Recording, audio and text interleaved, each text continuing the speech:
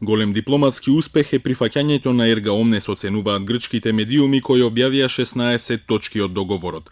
Ова значи дека нашите соседи не само што ќе го користат договореното име во нивните меѓународни односи, меѓународни организации, меѓународни форуми и меѓународни документи, туку и во рамките на земјата.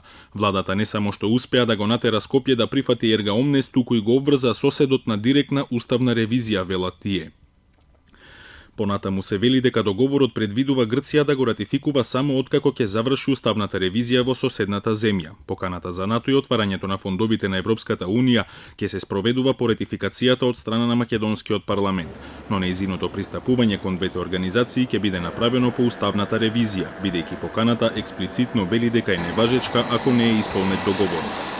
Според објавените точки во грчките медиуми од уставот ќе бидат избришани сите ирационални референции во кои спаѓаат членовите за заштита на македонските малцинства во соседните земји, на заштитата на границите и сите имплицитни историски референции на иредентистички ставови во преамбулата на уставот. Договорот предвидува дека државјанството во Северна Македонија ќе биде македонско, државјанин на Република Северна Македонија. Овој унифициран термин го заменува простото македонско во моментов на патните исправи, така што тоа е јасно подобрување, велат тие.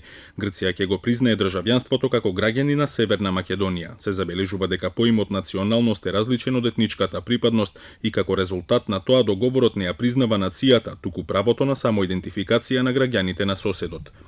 Со овој договор ја земаме назад нашата историја, символи и традиција, бидејќи се прифаќа разликата меѓу грчките македонци, нивната древна грчка култура, нивниот јазик и регионот во кој живеат и народот на таа земја со своја историја, јазични и културни карактеристики од друга страна.